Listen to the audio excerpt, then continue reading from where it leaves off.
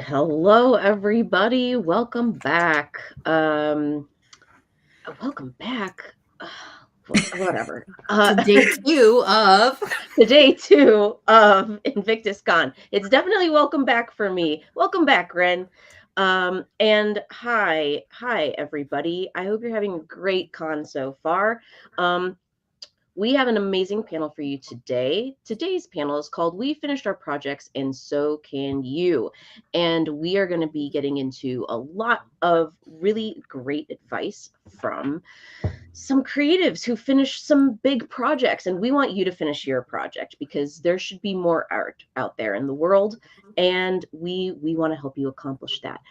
So let's introduce our amazing panelists. I'm going to start with Trin.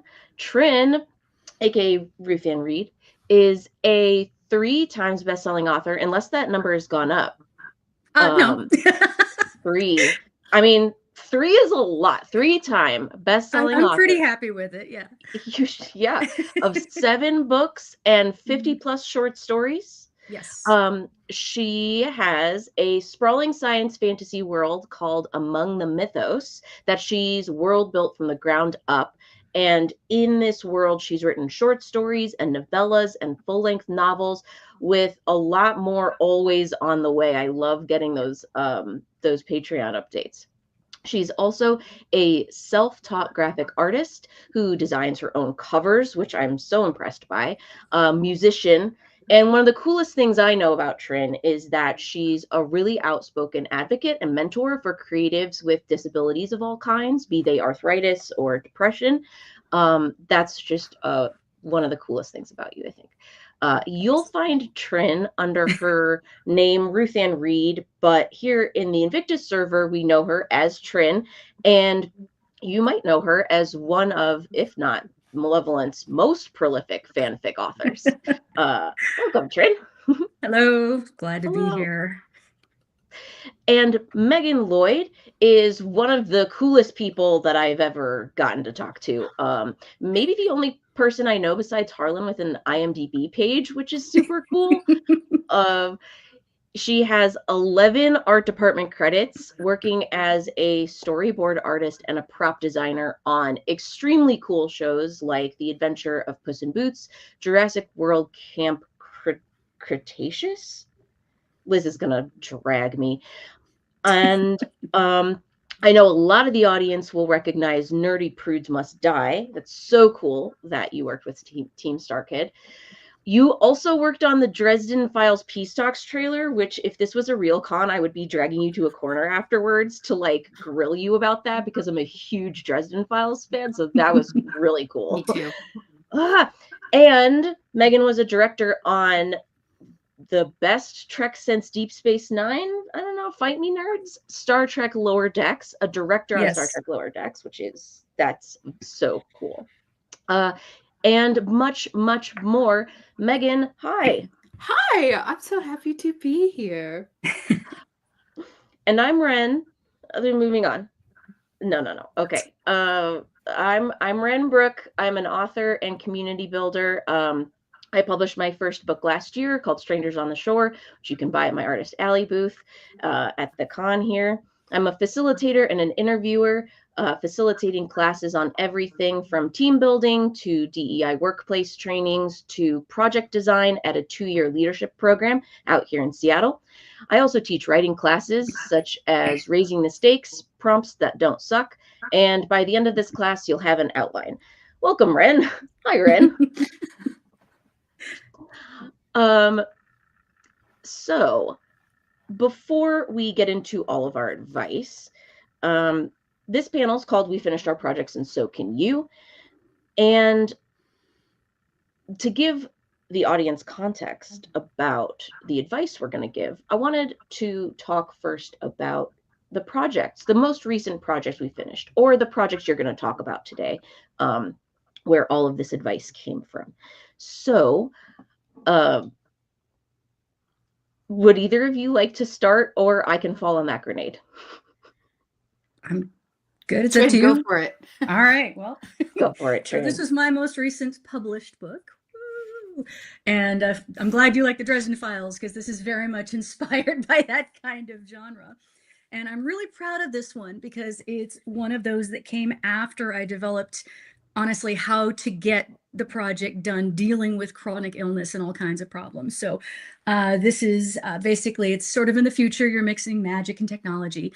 And you have a detective in Boston who starts out with a job to stop a wedding and ends up uncovering a horrible plan to basically kill all people with magical genes. So it's a fun adventure. Gets a little dark, but I'm really, really happy with it. And I got to do everything I wanted to do in this, from, the Boston accent. I brought in characters like Dagon, which a lot of I love to write about. There's a queer relationship. Just, I had a blast with this, and being able to really put it out there, with everything that goes on. I'm really, really proud of this book. You should be. It's incredibly good. How long did it take you to complete it from start to finish? It took months. I mean, it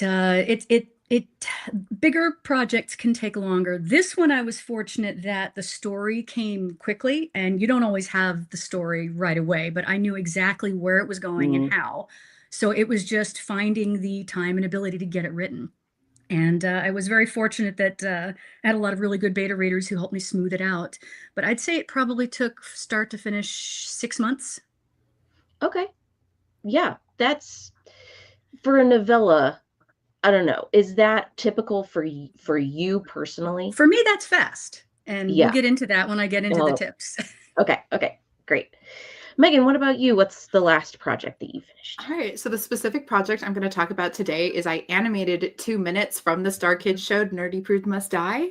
And I'm a working storyboard artist and a director, and I turn over a lot of storyboards really quickly for work all the time. And so I'm thinking, oh, a 2-minute animation, that won't be that hard. But it ended up being the highest level of complexity I've ever had in a project, and taking me much, much longer than I initially estimated. I think it took me about 7 months to complete it. But it's ended up being the project I've learned the most from, and it's helped me sort of set the foundations for the next 2 or 3 really big things that I want to tackle. So I have a lot to talk about today, and I'm really excited. Yeah, it's also awesome. It is so cool. It got copyright struck off of YouTube. Star Kid loves it, but the actual soundtrack distributor was like, no, thank you. But you can still see it on my TikTok, my Tumblr, and my Twitter. Yes. Even though that's abandoned, it's still there. It's pinned up at the top. Abandonware. Okay, for people who don't know storyboard, so I am ignorant of this kind of art, and so is 2 minutes small, medium, large for I'm going to say for full animation, 2 minutes is quite large. Okay. So the difference between a storyboard and an animation is pretty much the number of drawings in there. You can see a storyboard get very detailed with like a lot of drawings in it. But this animation, I also had like the characters' mouths moving perfectly in time with mouths moving in time with the dialogue. So a storyboard generally is just 1 to 5 drawings per camera cut, just to show this is where the actors are, this is what the action is happening. And an animation has like 12 drawings per every second on screen. Wow. So 120 times 12 is 24. No. Yeah, 2,400. There we go. Wow. Okay. So a lot more complexity. And all right. Had you ever done an animation versus the storyboards you were quite familiar with? But yes, I had animated before, but it was typically lines of dialogue that were 10 seconds or shorter. Okay. So this was a huge jump up. This is a huge jump. And I'm like, it can't be that hard. Plot twist. It was that hard. Spoilers. It was. Oh, that's okay. Oh, I can't wait to get into that. Both of these, oh man, there's so much here. Okay, and the project I'm going to be talking about today is my book, Strangers on the Shore. Strangers started as a reverse Big Bang fanfic. for the Untamed / MDZS fandom. And that was written back in 2021, and then it sat there. I knew going into basically a week into writing the fic, I was like, wait a second, this is going to become my first book someday. Because like you, Trin, the whole idea was there. Like, it just came basically fully formed. And it's nice when that happens.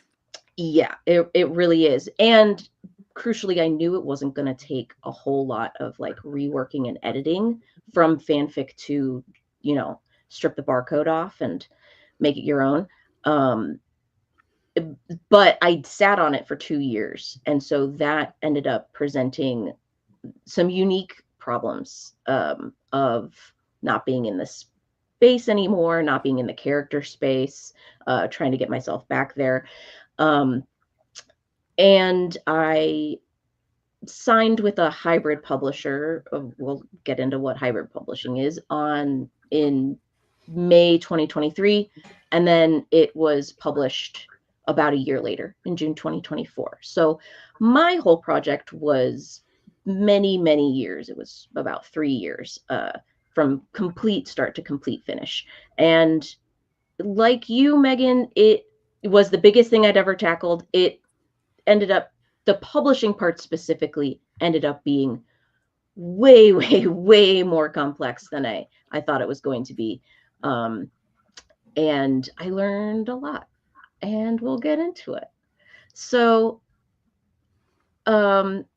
somebody has a question. We'll be taking questions as we go, because if we wait till the end, we won't be in the same space as when the question was asked. So somebody asks, school / teacher or self-taught? I have an issue with both, because school leaves me with a sense of being afraid of stepping outside what I was taught, and self-taught leaves me disoriented and directionless. How to map a way to become better consistently? So let's just start with, let's go around and say school / teacher or self-taught.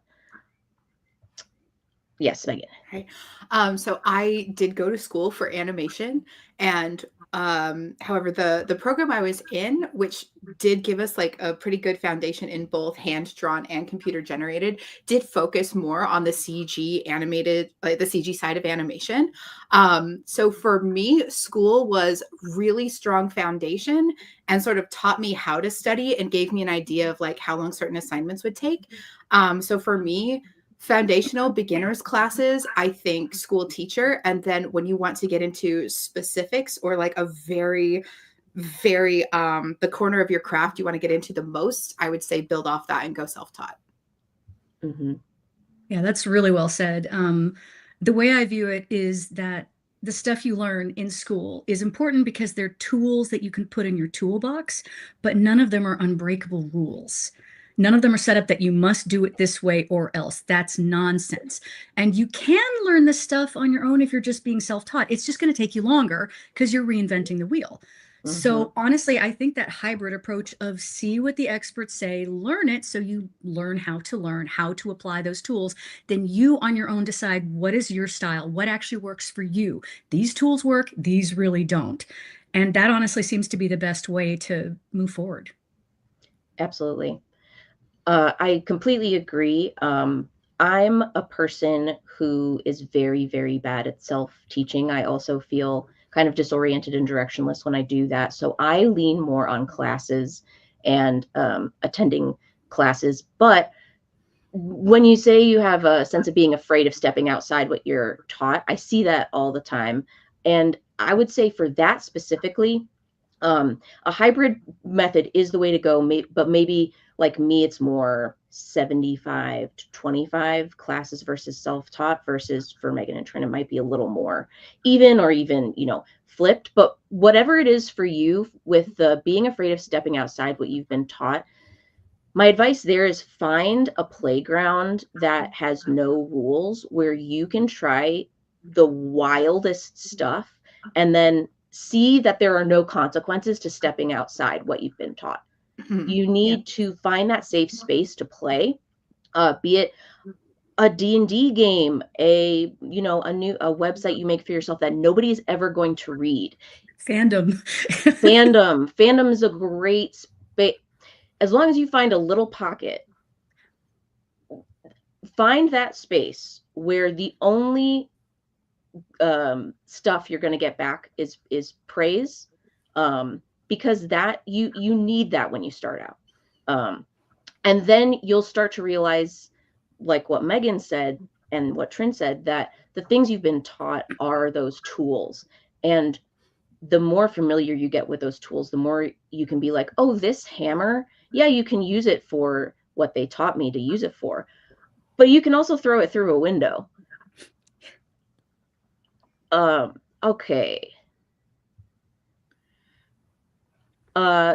This question, curious if you're all full-time creatives, or if not, how do you budget time to work on these year-long projects outside of your day job / life? We'll be answering that later on.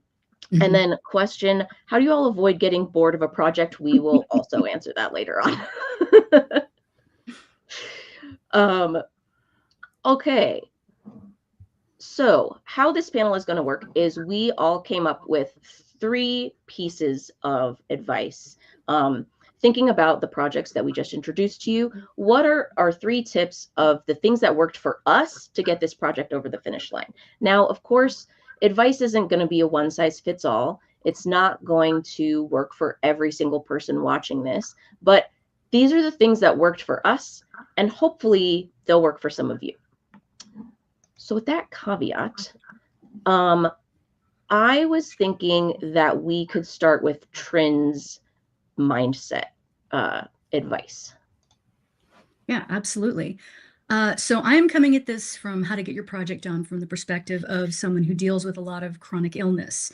So that changes a lot of the perspective and how this stuff is approached, because most advice for, here's how you get 12,000 words a day or whatever it is, just cannot work for me, and cannot work for a lot of people who are dealing with not just physical problems, but brain fog, or just, the stress of the world that eats away at your spoons. And I had to find a way to create that didn't depend on being fully abled. So in my case, it took a lot of reworking mindset and definitions. This, I would say, is step 1.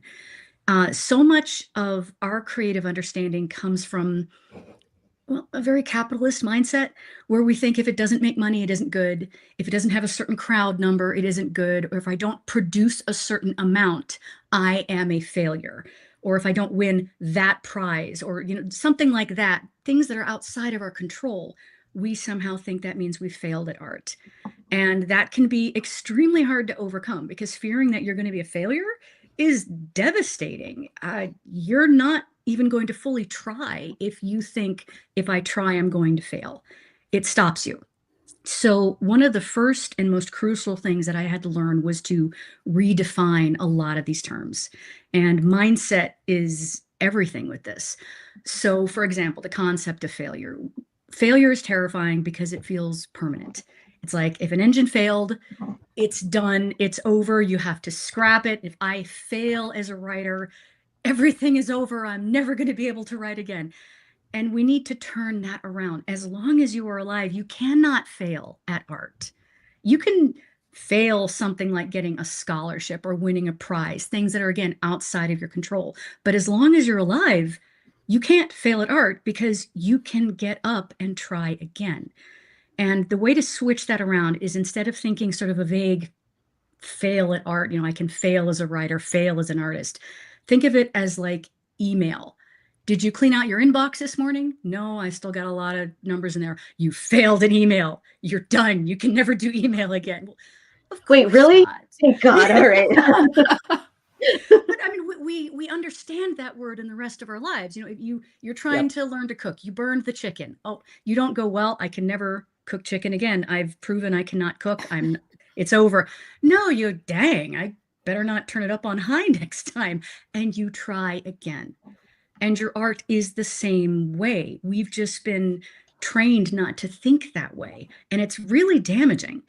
And so much of this mindset is learning to redefine these terms and redefining your idea of what is good enough, what is enough.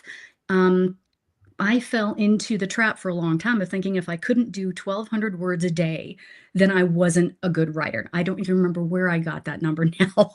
But you've seen this kind of thing. It has to be Yeah. 500 words a day. Yep. Terry Pratchett did this many. You have to do this many. Mm-hmm. No, that's not true.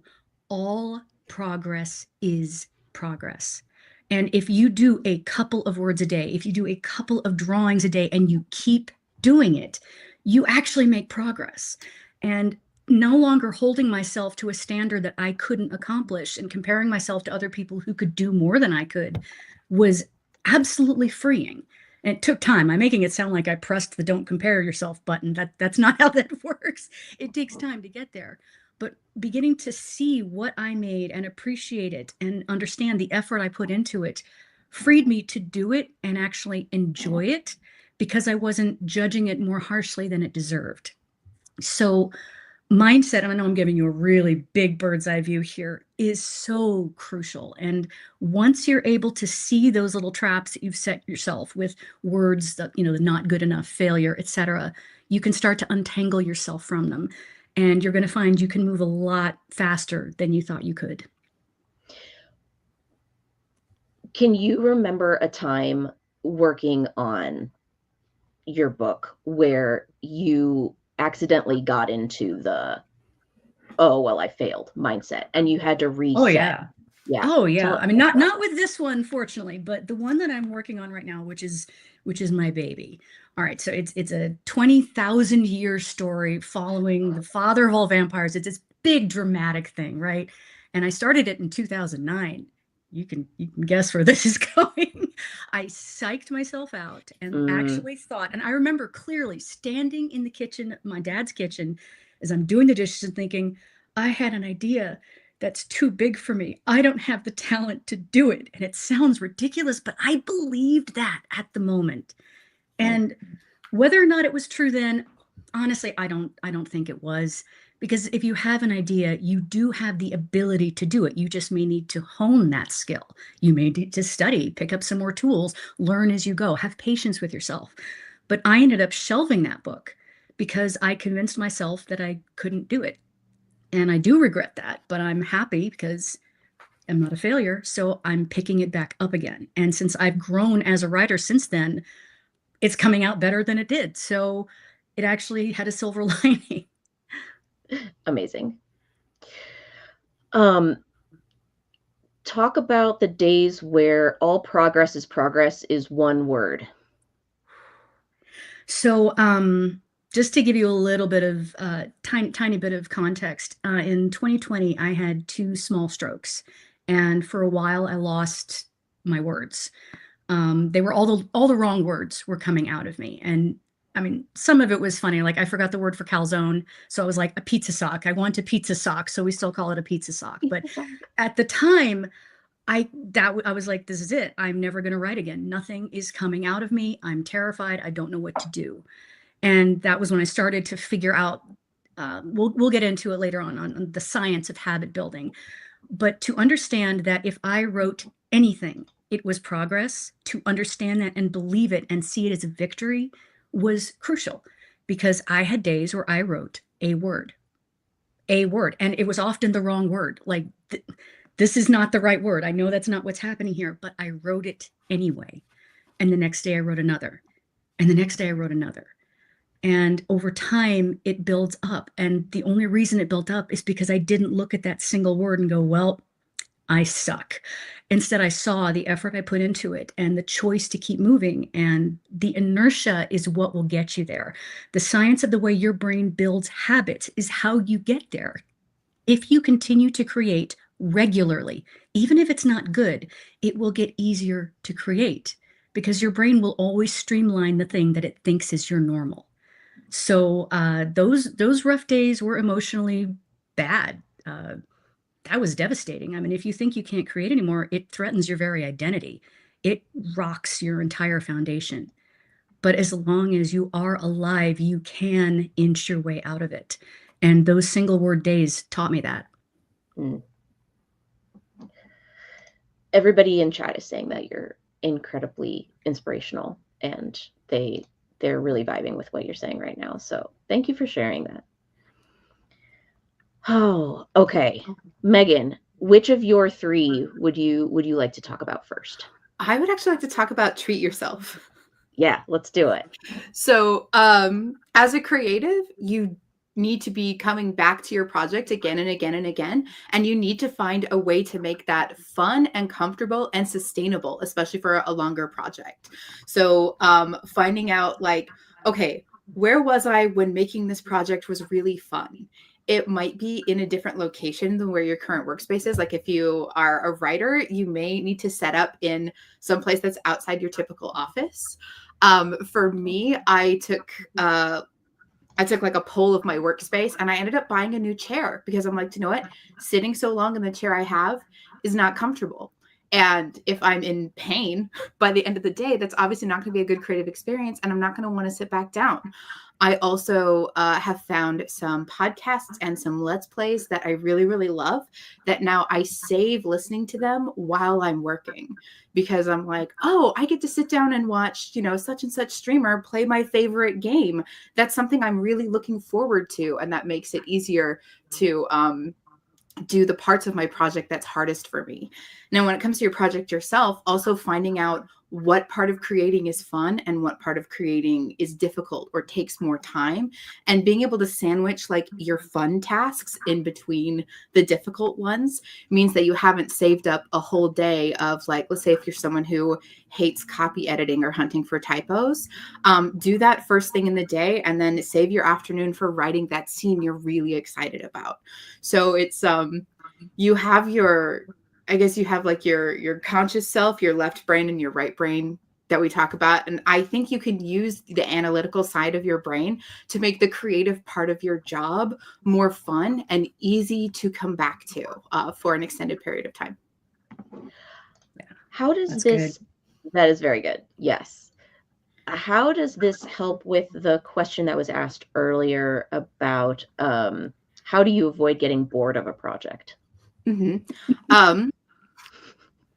Well, it's so I talked about this 7th month project that took me forever. About 2 months before I actually finished, I took a break and I did a storyboard in 2 weeks. I did a 2-minute project in 2 weeks at the typical level of finish that I usually do. I ended up really, really loving it. I took a clip of a song from this incredible artist named Morgan Clay. She did like a dramatic cinematic cover of Please, Please, Please. And I did a little princess and a lady knight scene to it. And it was so fun to do something different, to do something fantasy, because the Nerdy Prudes project is horror and gore and violence. And it was fun to do like fantasy and true love and angels. And so taking a break to do something smaller, to do something shorter. So like if you are working on a novel, do a one shot of your favorite characters kissing. If you are doing a large art project, take a day off to go to the zoo and sketch animals. Like do something kind of parallel to the project you're working on, but treat yourself while you do it. Absolutely. To me, the answer to this question is you are going to get bored of your project. You're going to get bored of your project no matter what. Especially if it's a big thing. I mean, even if it's not, it doesn't matter. Like you're going to get bored of your project. And so this treat yourself thing is essential advice because the more you are honest, like Megan said, with the stuff that you find the most interesting and the stuff that you find the least interesting, once you kind of have more of a checklist, and it's always going to be super, super personalized to what your style is of art, then that list of the things that you find the least interesting, that's where this advice comes in super, super handy. And what does it look like to treat yourself? What does it look like to reward yourself for doing those things? What does it look like to create that environment where the stuff that just bores you or doesn't interest you, there's at least something there that you can latch onto. Yeah, absolutely. Trin, you have anything to say about treat yourself or being bored of projects? Yeah. Again, yeah, you will get bored with whatever you're working on. That is just going to happen because at that point, you know it so well and you know what you want it to be that it just feels like you're retreading ground. And there's not a lot of discovery, at least in that moment when you feel bored. So for me, it's actually kind of a combination of things. Being neurospicy, I usually have more than one project going because I cannot focus on just one thing. If I try to focus on just one thing, it ends up being like, I don't know, sliding off a glass ball that's been greased. I can't hang on to it. So I have, for me, and again, this is just for me, and this is not going to be for everybody, I usually have 2 to 3 writing projects going, and they're usually completely different. I mean, completely different. And so when I feel myself beginning to slide off whatever this one is, I'll hop over to this one, and that can actually help me continue the inertia. Because the creativity goes, ooh, sort of perking up like a happy puppy. And I can dive into that one for a while, and then I'll go into this one for a while. That's one of the things that I do. And the other is honestly very much like the treat yourself thing. Julia Cameron said, you've got to fill your well. And what she meant by that was you can't just always create as an output. You have to take stuff in. And if you remember to take in good art, good stories, good music, it doesn't even have to be in your medium. You're filling yourself with human creativity, which then inspires you to make more. So sometimes when I get terribly bored, it's because I haven't been feeding myself. And it's kind of the same thing as overplanting soil, and I've leached the nutrients out of it. So having multiple projects and remembering to feed myself, taking stuff in, refilling my well, those 2 things usually keep me moving forward. I love it. And for finding art that inspires you, I actually found Malevolent while I was working on this project. So like, if you watch my Nerdy Prudes video, that is like, I was working on that while I was listening to the entirety of Malevolent for the first time, which, got me really, really excited to do a lot of the horror that I was drawing day to day. I just realized that during my intro for you, Megan, I did not even mention your podcast, My Sister Made Me View It. Everybody, that's my job. It's my job to self-promote. Can I do that right now? Yeah. Hi, my name is Megan, and I'm one half of the podcast, My Sister Made Me View It, where my sister Emily and I force each other to read, watch, and now listen to things the other one never has before. We have a number of different feeds where I'm making her go through the Stormlight Archive by Brandon Sanderson, and she made me watch the 1999 Roswell WB series. But the feed that will be of most interest to our listeners is I am guiding her on her first time through Malevolent. I love horror. She does not. But she's also very, very good at guessing what will happen next because she's a writer. And then she'll talk herself out of it. So those of you who do listen know that during Prelude, she predicted something that happened in the season 4 finale. And I was just like, okay, moving on. What do you think about this? So if you search My Sister Made Me View It, Malevolent, you're going to have a good time. Amazing. Good self-promotion. Everybody, that's how you do self-promotion. Can I actually do a sidebar on self-promotion? It's Inigo Montoya's introduction. You say your name, you say what you're here for, and you say what you're expecting the audience. Hello, my name is Megan Lloyd. I have a podcast about Malevolent. Prepare to listen. That's fantastic. Oh my gosh. Yeah. Yo. And you can make it longer or shorter depending on how much time you have with the person you're talking to. Yo. All right. That is awesome. Yeah. That's super helpful. Oh man. Okay. Do you know what? Panel over. I think that was the best over. thing we were gonna say. Yeah. Mic drop.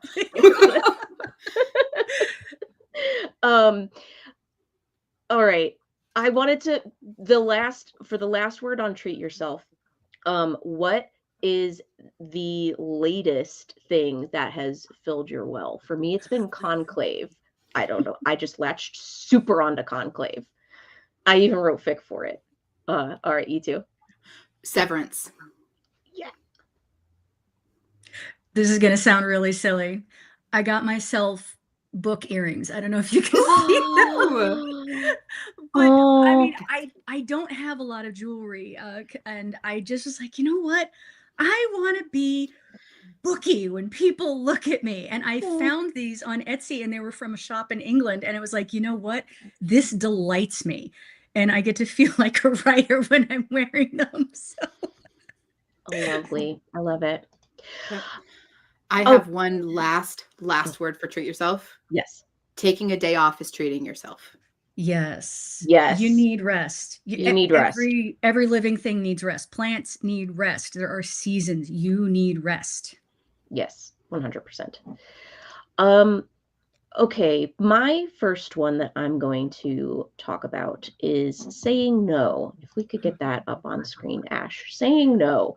Um, so this goes along with what Megan was saying about those two lists you're going to start making in your head of the things that are a little more not interesting or boring, or you might need a lot more propping up to like help you do those things. And then the things that you most of the time anyway, 95% of the time love to do, super excited to do. It could change. It could be today I'm super excited to write this thing, or it could be you wake up and you have a ton of energy to do the stuff that you need and want to do. And some people call that being in the zone. And when you have that energy, when you are focused on this side of things, it is, to me, I found it was super, super important to say no ruthlessly to everything else going on in my life. And to be able to recognize when I was in that space.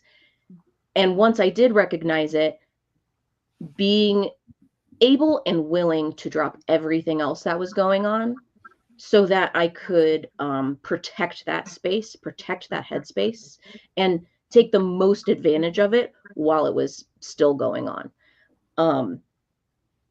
I'm always thinking of this story that Lin-Manuel Miranda wrote in his Hamilton like explainer book, where he's on the train. It's like an hour and a half long train to get to a beloved friend's birthday party.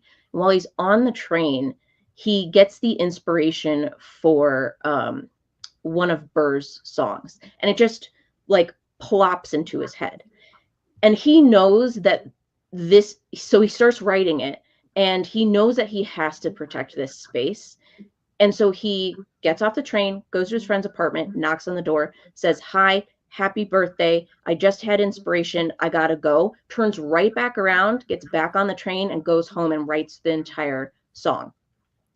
And I always had this in my head when I was writing Strangers, because there were so many tasks and things I didn't want to do. But to get that first draft and second draft, like really, really super done, to get the full, like, finished thing out, I only had like 3 months ish. And I was so excited to write it.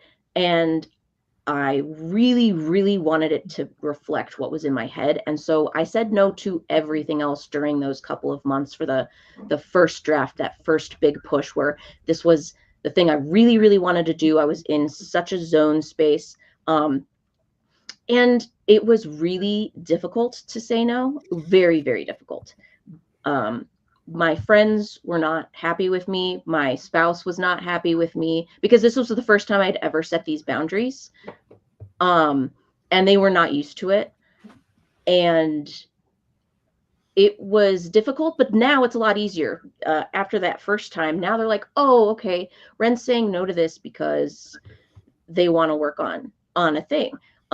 But this was the first time I'd ever said, "No, I'm sorry, I'm not coming to bad movie night. You're not going to see me. Like, I'm not doing any of that." So yeah, my first piece of advice is learn how to say no to everything else when you're in the zone. Yes. I actually this last year said yes to too many things, where I was like, yeah, I can do all those extra commissions. Yes, I can give feedback and help on this. Yes, I can do this. Yes, I can do this. And I ended up disappointing so many people because I wasn't able to do everything that I had said yes to, and felt just horrible about that for a really long time. And there are even still days where I'm like, I should have just said no and disappointed them up front. Because it's not a great feeling to let people down when you can't do everything. You really can't do everything. And that's hard. It's really hard to accept. It is very hard to accept. It's also hard to accept when you're saying no to fun social things, because you're like, "But this would fill my well." But like, if you and this is a say no to when specifically you are like focused on the thing, right? Like if you are burnt out and you do need to treat yourself, then say yes to a fun social thing, or say yes to a fic exchange or something like that. But yeah, to Megan's point, yes, if you say yes to too many things, then you're not going to be able to properly focus on any one of them, and they're not going to be the thing that you had in your head, because you're not going to be focused enough to really get it out in the way that you want it to get out. Yeah. I think Rin really hit it there, because part of the thing is that you're saying no to good things. It's not I'm cutting out the bad habits. You have to say no to some good things in order to bring in other good things. That's why these decisions are hard. But it's not forever. And it really is, when you take advantage of that zone space, of that focus space, of that energy space, you'll get it done faster if you protect that mindset by saying no while you're in that mindset. Which I think leads perfectly into Megan's you had one Point about 3? Is it about breaks, or is it about it's about being free? Deadline. Yeah. Yes. For a personal project, the deadline does not exist, and the tip is be free. We've touched on screen, be free, please. Yeah. We've touched a little bit on this when it comes to doing a big project, but if it is the biggest project you've ever attempted, or if it's the first time doing, a whole fic, or like a whole book, or a whole animation, you literally cannot predict how long it will take, because you have never done it before. And don't set yourself up to miss an arbitrary deadline that you never could have reached anyway. So if you dig through my Tumblr posts of over 2024, you'll find of like, it's President's Day weekend. I have this great idea for a project that's going to take me 3 days. And then a couple posts later, you'll say, that project, it'll probably be done in 2 months. And then 7 months later, I finally finished it. So if you guess when you're going to finish and you miss that deadline, you'll just end up beating yourself down about it. Mm-hmm. So instead of trying to decide, I'm going to finish the whole project here, I started off with weekly goals of like, I would like to finish this many shots this week, or I would like to stream my progress on it twice this week. And if you start even missing your weekly goals, start setting them even smaller. Once you find out what goals are actually achievable for you, it'll be easier to get into the overall rhythm of a larger project. And then on the second one that you attempt, you'll be able to set more realistic guidelines and even more ambitious goals once you better know the limits of your creative process. When I read the notes for this, I thought it was such good advice. So I'm just going to restate it for people. So Megan just said an incredible piece of advice for breaking down how to goal set. So first of all, the big deadline, if it's a personal project, don't even bother with that. Set weekly goals. And then if you find yourself missing those weekly goals, lower the requirement until you can consistently hit that goal. Find that thing where I'm reading off of Megan's notes right now, and you can consistently hit that goal and then raise the bar to push yourself. But you have to start with finding that weekly goal where you consistently hit that goal. For Trin, it was one word. Yeah.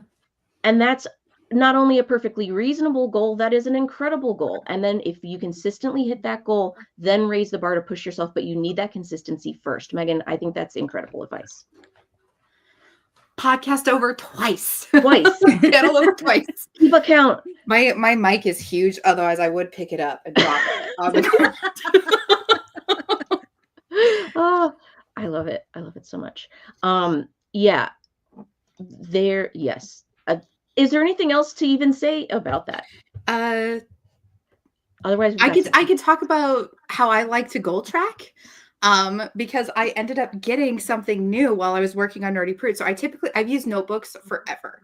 And then I ended up treating myself to a whiteboard in my office, a nice, great big whiteboard where I could, and I'm not going to show you because it's got some secret stuff on it.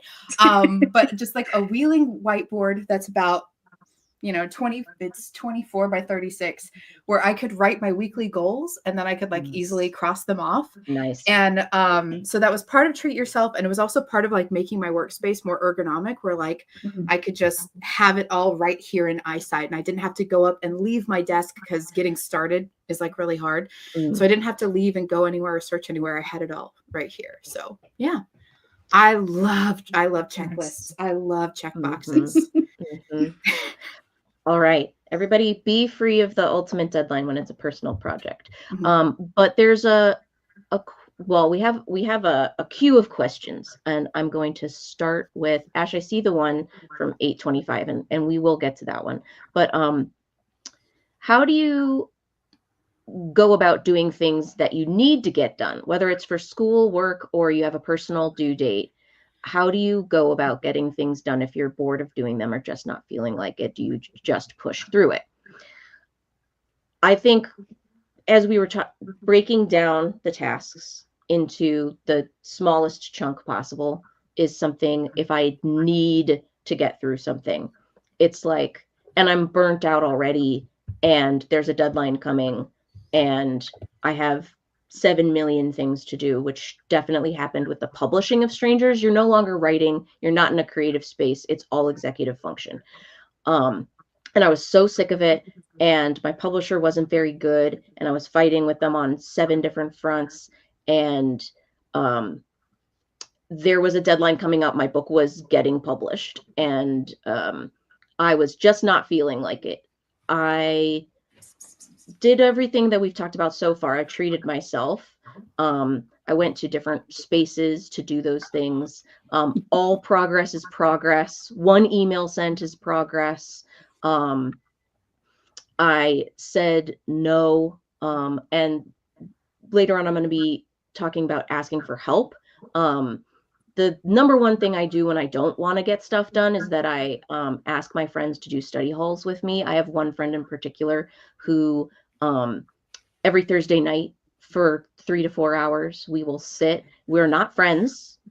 And if things are really, really bad for me, I share my screen with him and he watches. And if I navigate away from what I need to be doing, he unmutes himself and he's like, "Hey, Ren, get back to fucking work. I see you." And then I have to get back to work.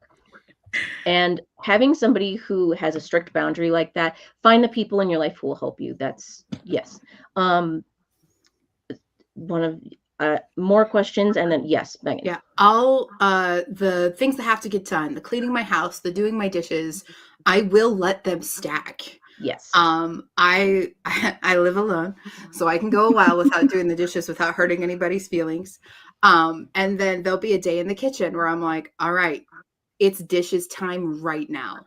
I've also found that I have to have multiple laundry baskets and I have to hide them around my apartment because I've noticed I've taken stock of where the clothes pile up. And I'm like, okay, so that means a hamper needs to be there because that's where I keep throwing them. And then the something I just started doing in January is I found out where in my house I'm wasting the most time while I'm on my phone. So I didn't cut myself off my phone entirely because that's where my friends live and that's where all the fan fiction is. But I identified the 2 spots in my house where I spend the most time on my phone. And then I put a stack of informational books there, like the art books that I've been buying for years and haven't read yet. So now when I'm sitting bored on one of the places where I'm on my phone the most, I now grab a book and I read a paragraph out of that. And it means I spend less time there because I'm like, this is boring as hell. Where's my phone? And so so finding out like what is causing you the problem, what is hard about doing your dishes, what is hard about doing your laundry, and trying to like beat your future self by making it easier later. Even if people walk into your house and you're like, why is there a laundry basket in your kitchen? And I'm like, you really don't want to know. It's either that or no dishes. Trin, I'm going to pitch this question to you. On the topic of fear of failure, a similar thing that hits me on creative projects is visualizing the completion slash trying to mentally ingest the entire project at once. And I know it needs to be broken down to smaller parts. Do you have tips for avoiding this pitfall, since it freezes me up all the time thinking I need so much more knowledge and or research before I can start and eventually finish? Oh, good golly. Yeah, that is very much something I've struggled with because as a writer, I'm actually a very visual person. So I will see the thing in my head and I know what I want it to be. Yep. And just as an aside, which will come up later in my other tips, it's never going to be exactly what you want it to be. And that is actually normal and fine. And it's actually part of the creative process, but we'll get into that. With these things, the hardest thing is learning how to break it down. And at least for me, now this is probably more story specific. I don't know how this would necessarily apply to all forms of art, but for me, what I try to do is find in my brain, I picture them as like blips, like on a sonar or an EKG or something, the scenes that I really want to get to. The chapters where I know this is a hinge in this character's life, this changes everything, or this is where the clue is that they won't realize for 15,000 words, but this is where the thing was revealed. These big moments, I kind of silo different parts of the story into those moments. And that makes it a much lower bar to climb up to. Like I can see where that mountaintop is. I can actually see it. So it's like, okay, it's not quite as hard to climb to it because it's not up there lost in the mist, and only in my imagination. Like, oh yeah, I can get there in a 20-minute hike. Yeah. And for me, that has actually really helped. It also really helped me with story structure because I started to realize by doing it that way what actually led successfully to each succeeding thing. So for me, that was a way to break it down that was still interesting and kept me motivated. Mm-hmm. Mm-hmm. All right. There are so many more questions, but we also have so much more advice to give. So I think I would love to hear from Trin the action choose to do it wrong, because I read that advice book that you have and you got into the science of how brains work, and I really, really want you to share that with people. Okay. So yeah, the book she's referencing is the How to Get Unblocked book, which is upcoming, but it's all written, and Ren was awesome to read it for me. So part of what I had to do as I was working my way past the damage from the strokes was to understand how brains work. And it's not how we think they work with our brains, which is funny. But the thing is that we think that we have to produce something and we have to do it right. I need to write the correct scene. I need to do the correct conversation. This has to lead, story structure. If this doesn't lead to this point, oh no, I can't do it. And then you freeze because you don't know what the next scene is. You don't know what the next point is. Maybe you don't even know how to pull it off. That is actually not what you need to do. This is where it gets really fun because you're hacking your brain here. You need to write the wrong scene. Write the wrong thing. Draw the wrong thing, knowing it is wrong. And there are two reasons for this. One, well, three reasons actually. One is it's going to get you past the idea that you can't think of anything. That's not true. You can absolutely think of something, just the wrong something. And the example I use in the book is, let's say you're writing a murder mystery and you have this 75-year-old armchair detective, Mona. She's awesome, but she's looking at Jeffrey, who's the killer, and you don't know how to get her to the point that she understands that Jeffrey is the killer. And you're like, I'm stuck. I don't know what to do. I'm blocked. And this is where normally you freeze, you don't write anything. Instead, you're going to hack your brain. You are going to lean into the fact that you are by nature a problem solver, that we are problem solving creatures. And when you have a problem to solve, you're actually working on that in the background, which is why doing the dishes or taking a shower, suddenly you go, oh, that's what the thing is. If you give your brain an actual problem to solve, it will solve it. For some reason, the blank page doesn't do that. But if you do the wrong thing, it will start that process. So you take 75-year-old Mona, you can't figure her out. So you go, all right, Mona bought an emu farm and moved away from London. You write that. Now, that's nonsense. That's not going in the book. But why is it not going in the book? Well, because A, she doesn't have the money to do it. B, she would never leave her niece on the hook for, getting convicted for a murder she didn't do. All these different things like, oh, this is actually character development. I'm getting motivation for her. I'm understanding my character better because I'm going, she wouldn't do that. And here's why. So you're not only doing that habit forming thing of I am writing every day, telling your brain creating is my normal, so it will start to streamline that. You're also activating your problem solving ability, so you have to do it wrong, and it is so hard to do. It's so hard to do. You don't want to write the wrong thing, but what you write doesn't have to get published. You're doing it to create your inertia, to get you moving forward. It doesn't have to be right. Nobody has to see it. You can write, so Mona stood up and she somersaulted out the window, and then you can have a good laugh, and that's fine. And the next day you can write something else absurd until you go, oh, I understand. She would want Jeffrey's travel schedule to confirm that he was not, in fact, out of London on that day. It works. You have to train yourself to be willing to do it wrong. So you keep up the creative inertia. So you train your brain, yes, creation is my normal. And you solve the problem of why you didn't know what to create next. Mm-hmm. You said it does three things? The first is to get past that belief in block. We think when we have writer's block that I can't think of anything. Yeah, you can. You really can. You can think of nonsense. Or if you can't even think of that, just go online and search for prompts for your medium, art prompts, music prompts, drawing prompts. And yeah, they're not your idea. You don't want to do them. Then you're going to problem solve and go, this is what I want to do instead. It really does work to teach yourself to do it wrong. Amazing. So the first thing is block is a myth, basically. Yeah, it is. It is. Yeah. And then you just don't know what to do. Deadlines aren't real. Block isn't real. It's real. Mm-hmm. Yes. It's true. Anything else to say on choosing to do it wrong? It's really hard because it's not just your ego you're tripping over. But again, this world that we're in that tells you have to produce like Mozart, full sonata, boom, there it is. No, that's just not the process of creation. What you produce is going to be messy and asymmetrical, and it's going to have plot holes, and that is normal. You're going to go through a thing and go, this character actually doesn't belong in here. But you didn't waste words.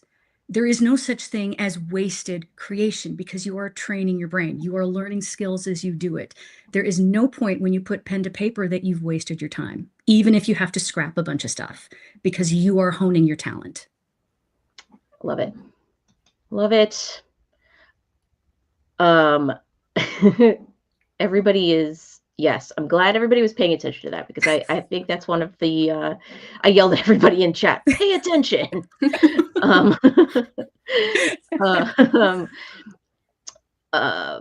right. So to summarize that for chat, doing the wrong thing triggers the brain's problem solving skills so you can figure out what the right thing is. That's the takeaway for that, which is and continues the inertia. Yeah. And continues, yes, the inertia. Love that. I will do one of mine. Megan, you've got one left, and Trin, you've got one left. And so I think I'm going to talk about what's your ultimate goal and center yourself on that goal. So when I was starting to look for publishers, I was asked the same question: what level of success do I want for my book? What would success for my book look like, and how would I measure it? And this must be an industry standard, but I had never come across it before because they asked me this question in the exact same way, which is, will I measure success by pay? Like, this book is going to make a lot of money. Prestige, like this book is going to win awards, or I'm going to be in rooms with big name people. Or reach, everybody's going to be talking about this book. It might not make a lot of money and it might not win a lot of awards, but everybody's going to know about it, And reach, yeah, you'll probably sell books, but money's not what is motivating you. It's that everybody's going to know my name is what's going to motivate you. And that was a really, really interesting way to frame it. And I'd never thought about it like that before. It wasn't what I ended up having as my goals for the book at all. I ended up writing down what would define success for me because I needed to find a way to like measure success that wasn't capitalism motivated or fame motivated. Part of that is because I knew that this book wasn't gonna, sell 100 million copies, and I also knew that I didn't want to do what you have to do to like blow up on Book Talk. Like I knew that if I tried to fit that mold, I would like burn out and have a depressive episode and like never do anything again. Like that just wasn't for me. So I needed to get away from how the industry defines success and like figure out what my goals and what my metrics for success were going to look like for this project. And every project is going to have different metrics of success. It's not going to be the same from project to project. And it's not going to be the same during different times of your life either. So on each project, you need to figure out what the metrics for success are and what your goals are. For strangers, I did a retreat with the publisher that I ended up going with. And I wrote down in May 2023 what the metrics of my success were going to look like. There were three. One was I'm reading this word for word of what I wrote. This says done at the beginning. I wanted to get the story out of my brain, finish a novel, have it be reflective of the story in my brain. I did that when I wrote the fully finished fanfic and published it itself. I want to go through the whole publishing process to prove to myself I can do it and to learn the whole process and not be frightened by it. It's a massive barrier right now, but I'm trying to turn it into a learning edge. So this metric is basically saying success is going to look like me learning new things. At the end of this project, if I have learned what the entire publishing process looks like, I have succeeded. And guess what? That's a goal that, like, if you get to the end, you have done it just by doing it. And so that's a great kind of metric to set for yourself. Yeah, Trin. You know what I love about that is a goal that's in your control. That is ideal to have a goal that you actually can control. It's not dependent on somebody in the right mood somewhere, maybe seeing it by accident. You can control that. Yes. Oh, it's so important to have goals that are in your control. Yes, pin that. We got to talk about that. And then my third one was I'd like to have a foundation of a personal brand that I can build on and utilize in the downtimes between not writing novels. Which that's a thing that he doesn't even have to do with the novel. That's not pay or reach or prestige. That's something where it was a goal for me anyway. And now I'm tacking it on because I'm publishing it, I know I'm going to have to set up a website, set up a business, set up a PO box, do all these executive functioning things that I'd been putting off and didn't want to do. I have no interest in doing them, but I know that if I do set them up, I can do things like have an artist alley at InvictusCon, which is something that brings me a ton of joy, but you need to do all of that other stuff first before you can have those, things that bring you joy. So my three goals were get the story out of my brain, have it be reflective of the story in my brain, go through the entire publishing process, and then have a foundation of a personal brand. And none of those metrics have to do with the number of books sold or getting a review in the New York Times or anything like that. They were the things that mattered to me and the things that I wanted to do anyway, but needed some sort of external deadline and motivation to do. And to me, that's what success was going to look like. And to me, the most important reason to set these goals is at the beginning and be very, very honest with yourself about what success is going to look like. Is it inspires the entire rest of your journey. Yes. If your measure of success, if you are publishing a book or you want to publish a book and you are completely honest with yourself and you say, actually, I want to make money off of this book. That is going to be what success looks like. And if I don't, it's not going to feel like a success. Then that is going to be your starting point for how the journey is going to go.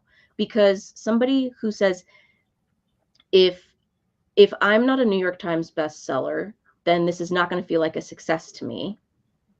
That journey, which is going to take many, many, many more years probably, or something else, like it's just going to look different than the person who says, this is not going to look like a success to me if I don't, you know, blow up on Book Talk. Those two things, the journeys are going to look completely different. Yeah. So you really need to be honest about what success is going to look like for you on this project. Once again, it's going to be different for each project. Okay.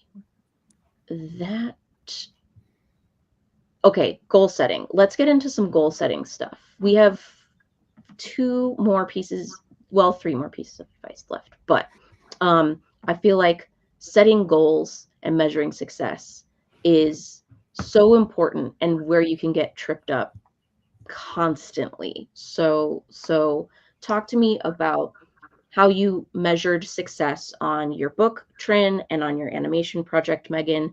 And what were the ultimate goals of this? And what did you think success was going to look like for you with these projects? Okay. So this was actually a whole thing coming to understand what success looked like for me. Because when I started to write, decades ago, of course, at that point was, I want to have my books on the shelf in a bookstore. And at that point it was Walden Books because I'm old. But over time, I began to realize the danger of having a goal, an overarching why, a reason for creating that was not in my control. Because if it's something that can be taken away from you, if it's something that can be denied you or just relies on chance, it's not a good goal because you can't guarantee it no matter how hard you work, no matter how much blood you pour into the thing. And it took a lot of introspection for me to realize the reason I love books is because stories gave me escape that I desperately needed as a very bullied child. They gave me hope. They showed me people didn't all look like what my parents told me all people were supposed to look like. They showed me realities that I'd never even imagined, and they kept me going. They gave me escape. They gave me joy. They did give me hope. That is actually the reason I write. It took me a while to figure that out. But if I can create something that takes somebody out of their world for a little while, even if it's a tragedy, and leaves them going, the weight is temporarily lifted, then that is success for me. And that means that even if very few people see it, if it did that to those readers, I won. That's what I wanted to do, was give them that escape. And well, like you said, Ren, that shapes what you write. So I'm not writing to market. I'm not writing to what is popular. And I have that freedom because I'm an indie author. It's different if you go traditional, and there's nothing wrong with going traditional, but the pressures are different. Because I'm indie, I get to steer my own ship, and I get to create what I want to create. And knowing that my goal is to give that escape to people changes the whole process for the better. When I didn't go traditional publishing, I went hybrid publishing, which to people who don't know is you pay them up front, and then they do a lot of the like nitty-gritty logistics stuff for you. They get your ISBN, they do your cover for you, they like do the, physical publishing, they put it up on places for you. So like you're doing all the creative stuff and they're doing a lot of that stuff. But traditional publishers will help you with like social media stuff. They'll do everything for you. Anyway, my publishers, like one of the things I got with the contract I signed was they let me talk to a person who does social media for a living, and talking about like the pressures of publishing. He was like, okay, and what you're going to do is on Sundays, you're going to film at least 5 to 7 TikToks. And then you're going to publish a TikTok every day. and you're going to do that in the 6 months before your book comes out and the 6 months after your book comes out. And then he was like, and then you're also going to do Twitter, and you're also going to do Instagram. And these are like the metrics that we see. And you need to have one Instagram story a day. And you need to get to this many followers in order to do links on Instagram. And like, he's telling me all of this. And I walked away being like, oh, well, first of all, I had a breakdown. The pressure was so much. And I was like, and because like, I was naive. I was like, oh my God, I do need to do all of this stuff. And an expert is telling me that I need to do it, and I'm not going to be able to do it. And I like had a complete, like a true and honest breakdown. And then I was like, wait a second, those aren't my goals. That's not how I'm measuring success. And so it's so important. But yeah, you said the pressures of traditional publishing are bonkers. Oh, and it changes all the time. And it changes all the time. And you, like, if that's the world you want to go into, you simply must know that starting out, because your journey is going to look completely different than and it may be what it totally looks worth like it. first. Yeah. And it may be totally worth it. Yeah. But then there's no wrong way. you need to know that, and you need, and like, then it will change your entire journey. And Megan, what does success look like? And I'm sure the industries you work in are equally fucking bonkers. Yeah. So because of the industry that I work in, all the things I wanted from this project were online metrics, because that's something I can leverage in my professional life to like get onto the projects that I want to do and move forward, like the development things that I want to make. And it sounds like kind of crass to be like, yeah, I wanted this many views and I wanted this, but I actually hit all of my metrics for this, which is I wanted the original cast to see it. And they did. And in fact, they played it on a live stream to get all of their reactions, which was just amazing. Oh, so cool. I set a number of views that I wanted to get on my personal video, and I hit that. And I also wanted the original stage show, which is for free on YouTube. I wanted the original stage show to get 1 million more views after I released my video. And that happened, I believe, within like the first 3 months after I released, or when I started putting up teaser clips. That's the thing, is I put up teaser clips before I put up the whole thing. And since I started posting my teaser clips, the original show did get 1 million more views. And I was like, yes, because not to just gush about Star Kid, but like one of the reasons why I was able to work for 7 whole months on this project is I was unemployed most of last year. And both like the commissions that they got from me and then the work I did on Cinderella's Castle, which is the stage show they did last year, they paid my rent for like 80% of the time that I was unemployed. And I'm like, I have to make this as good as humanly possible, because I'm so passionate about what they do as an independent theater company that works so hard to pay all of their artists. That's so important, and I'm glad that you shared that, because like sometimes with projects, metrics will absolutely be the way that you're measuring success. Yes. An Artist Alley thing, putting out a new sticker or a new poster, your metrics are going to be how many units you sold versus how many you made. Like, and it's an absolutely legitimate metric, 100%. Somebody asked earlier how if we're all full-time creatives, and Megan and Trin, I'd love for you to talk about what it looks like to be a full-time creative. I'm not. I have a different job. Yeah. Go for it. You go first, please. Well, I've actually been through a transition in this, because I started out before all of the illness got me, working like 80 hours a week, and way overdoing it, because that's what you think you have to do in order to be a responsible human or whatever, mindset. We got to work on mindset. And at that time, that crazy amount of work actually is what taught me what I needed in this stage of life, which is you are the one who has to carve out time for creation. And it's going to mean setting boundaries with your loved ones. And it is not easy to do, because they need you. Like, stuff is going on. There are things that have to be done. But like Megan said, the laundry's not going anywhere. It's not going to, mutate and run out the door. It can sit there. It's fine. But to start to jealously guard those creative times, and they can be 5 minutes. It does not have to be this 3 hours is for my writing. You're not going to have 3 hours all the time. You have job, you have things you have to do. But if you can consistently do this 5 minutes here, or during my lunch break, I am doing this here, and you guard it jealously and you make sure everybody understands, no, this is my creative time. Yes, I'm prioritizing it over whatever else. Honestly, if people care about you at all, they're going to be fine with it. Once they understand you're not doing it at them, you're not trying to pull away from relationships, they're going to be fine. It just takes that initial bump of, oh, you need to do this. Okay, no, that's fine. And what you're going to find is that those people actually end up defending that time for you. Like, no, leave her alone. She's doing her 5 minutes or whatever. But in the initial stages, you have to do it. Nobody's going to do it for you, honestly, because it's a change. Yeah. And you have to do it realistically. So, like, I would love to have 5.5 hours to sit in a coffee shop and luxuriously write. That's not happening, especially right now. We're moving in a month. I don't have that kind of time, but I do have 5 minutes here, 5 minutes there.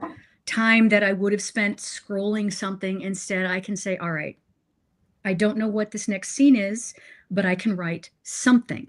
And doing it wrong gets the brain working. So the next 5 minutes I have, I can sit down and go, oh, that's what's happening here, and then get that down. So use what time you have, put different things aside, and then absolutely put the fortress walls up, with barbed wire and everything. That time is inviolable.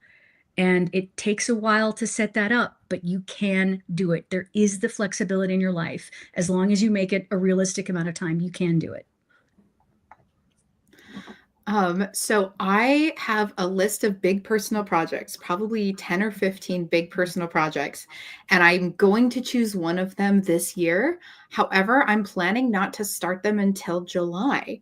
So I am working full time right now, which, thank goodness, that was really scary. But my job is a 6-month storyboarding job at Netflix on a show that I'm really excited about. But what I've started doing is, like I've been talking about, of trying to identify kind of like the problem spaces in my house where I waste time. I spent a long time identifying what took me so long on this Nerdy Prudes video. Like, what did slow me down? And so I've picked a couple mornings a week to work on those skills. I've gotten groups of friends together on Discord, and every Wednesday morning and every Thursday morning, we have 1 hour of art study.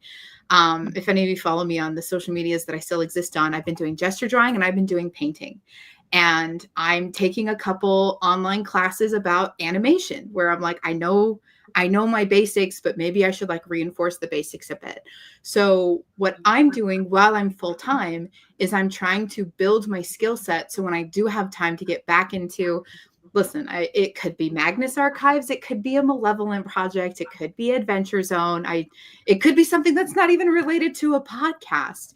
But whatever, like, whichever one I finally, when it comes to July, I'm like, I'm most passionate about this. I'm hoping that I can do it in maybe 6 months or maybe even 4 months.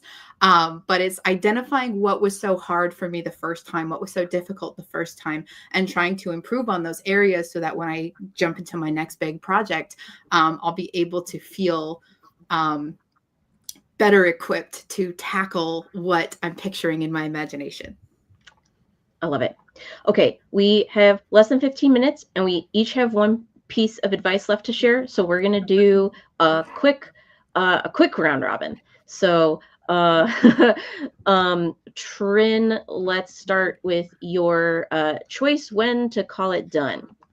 Yes. Okay. Finishing is one of the hardest things to do. I'm going to try to make this quick so everybody has time to go.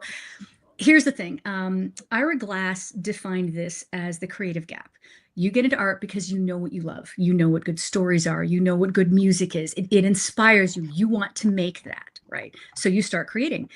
The fact is that what you create is never going to quite be what you appreciate. And that's because as you grow as a creative, your skill in understanding what is good also grows. So it is always going to be like this your whole life, where your understanding of what is excellent is ahead of where you are. That is normal. but it is really, really frustrating because when you work on your thing, you're never going to be done polishing it. As you work, your skill gets better. You become a better writer, a better artist. You learn more things, which means you could potentially take that one thing and polish it for the rest of your life and never publish it and never work on anything else either. So the challenge here is to learn to call it good enough. It's never going to be perfect. It's never going to be as good as you can do it, because that's moving as long as you're alive. The challenge is to look at it and say, you know what? This is actually okay. I am all right with this. This is good enough. Then when you do that, you can put it aside and you can start something new. And you're going to find that the new thing is already better than the one you were working on because you learned while you were doing it. So this is really fighting perfectionism, and it is extremely hard to do because you know what you want it to be. You see it in here, and it's never going to be exactly that. But one of the things that I have found, and this is for writing, is when you make a thing and when you've finished, all right, here's first draft. Okay, good. Go over it. Second draft. Okay, good. I usually give it 3 solid edits from start to finish. Then I put it aside. And the reason I put it aside is that you will find what you were looking at actually wasn't on the page. You were looking at what you think is there and what you want to be there. Neither of those are what you actually did. I call it artist brain, but it applies to all creatives. You need to put it aside for at least a couple of weeks. Work on something else, do a different project. When you pick it up again, you're going to see it completely fresh. You will see errors you didn't know were there, but you will also see that there's good stuff that you didn't realize you did right. That little bit of space often is what you need to be able to look at the thing and go, it's good enough, and then send it out into the world. But the most important thing is learn, even if it's not good enough, call it done, move on to the next thing. You will not grow as a creative if you don't keep making new projects. Yep, absolutely.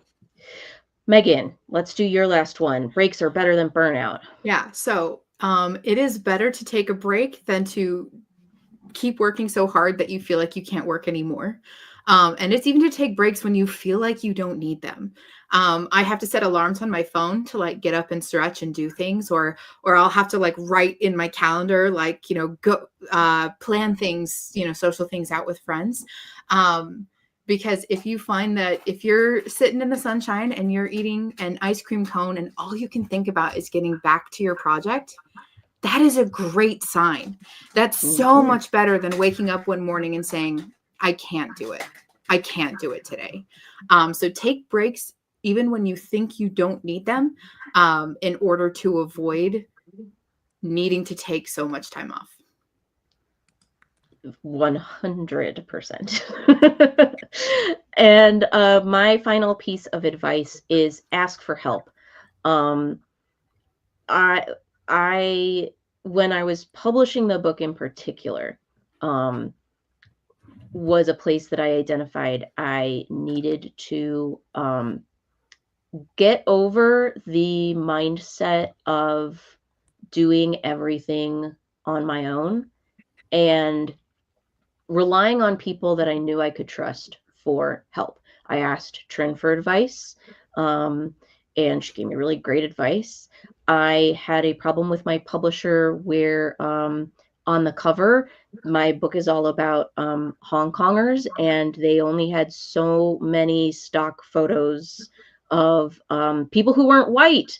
And so I was freaking out, and I went to Danny. Everybody knows Danny. I was like, Danny, I need to commission you because I need this to be right, and I don't know what else to do. I can't draw. I don't know how to do this. Like, can you help me, or can you like point me in the right direction? And she was like, I got you, fam. I mentioned my friend who I do study halls with, but really the thing about this piece of advice for me is that this project would not have gotten over the finish line if I hadn't asked for help. I don't think that it would have ever happened if I had gone to this retreat. They had told me how much I was going to be paying up front to like sign the contract and get it published in a year. And the thing I had to do was ask my spouse for help, and be like, can you come on this journey with me? I don't know what it's going to look like. I'm probably going to freak out and not be very pleasant to be around. And I'm going to need a lot of help. And that that made me so anxious that I literally like got heart palpitations. And asking for help is really, really difficult. But when especially when you're on a part of the project that you know you're not going to enjoy very much, or if there are things that you cannot do, don't know how to do, didn't know how to set up a Stripe business account, didn't know, all of these things. Are there people in your life who do know, and can you ask them for advice, and can you ask them for help? Yeah. And I do want to shout out the On My Nerdy Prudes video, because, this is the first time I'd ever animated something this complex. I did have my friend Jess, who's an animator, and my friend Nicole, who's like a professional board artist. I would send them shots and be like, how do I make this better? And they're my friends. So they're like, no, they're perfect. And I'm like, no, I'm serious. There's no ego here. What would you change? And then they would send back 10 things. And I'm like, thank you. Thank you. So yeah, huge shouts out to Jess and Nicole, my malevolent buddies. Yeah. Mindset. You are not doing this alone. There is almost no creative who ever did anything alone whose name you know. That's not a thing. It's just one of those stupid cultural ideas that doesn't actually exist. So gathering creative people around you that you can trust, that's a big one. It's the myth of individualism. The myth of individualism John doesn't Wayne exist. syndrome. Oh my gosh. We live in community. And as artists, we especially live in community. So go to your community. Yeah, absolutely. Okay. I want to spend the last 4 minutes talking about where to find you, what you've got coming up next. Tell everybody where to buy your stuff. Trin. Trin. Not me. So remember that thing about having something you can control. RuthanneReid.com is my website, and that will always have the most up-to-date links, social media, etc. Because you never know when something crazy is going to change, such as, Twitter. So it is very important to have your own space that you control. Currently, I'm everywhere but Amazon. I'm not going to get into why, but you can get my books all over the place. At least one of them has an audiobook as well. And I'm also on AO3 as SSJ Trinity. So you can find me there too. Right now, Blue Sky is my primary social media. They're just the safest place to be. I can't promise that forever, but that's where I am right now. And if you ever need that link, just RuthanneReid.com. You can find it there. And if you don't remember that name, SSJ Trinity on AO3 will have that information too in my profile. And you have a Patreon. Oh yeah, I have a Patreon. Yes. And I tend to post pre-published snippets there. So right now I'm working on a queer dragon human love story taking place right after magic was revealed to the world. So it's all kinds of bias and small town mentality and just a lot of drama in it. But I'm having a lot of fun with it. Trin's Patreon is fantastic. Highly recommend. I'm linking it right now. Megan. Hi, my name is Megan. You can find me at Third Child Art, all spelled out one word, on pretty much every social media site you care to look, except for YouTube, where I'm still inexplicably Third Child Films. But they copyright struck Nerdy Prude, so don't even go there. But I have the aforementioned podcast, and specifically for our listeners here, you're going to want to check out the Malevolent feed. The podcast does have a Patreon, patreon.com/sis made me view it. That's spelled SIS, even though both of us are CIS. But if you join our Patreon, we have like our own little Discord area where we do live events. We're going to be live streaming the season 4 finale for Emily's First Listen To. We'll have a bunch of guests. But we also have a channel on the Invictus Stream Discord. So come find the My Sis Made Me View It and hang out with us and listen to my podcast. Amazing. I'm Ren. The two places you can find me, I don't have any social media, but I would love if you signed up for my blog. I update about once a week. I write about all kinds of things. And I'm going to link that in the chat. And then it's mythoscopes.substack.com. I have a website, but it's never updated. And then you can buy my book. The links to that are in Artist Alley here at the con. There, you can buy it at Barnes and Noble. You can buy it on Amazon if you have to. And then as a con exclusive, I'm selling a couple of autographed books that you can buy on my Ko-Fi. Coffee? I've never known. Okay, that's it. Oh, yeah, one more thing. I just forgot. I make daily videos encouraging creatives on YouTube. I almost forgot to mention that. Yes, they're very good. Subscribe to Trin's YouTube. Okay, bye. Thanks, everybody. Thanks for watching.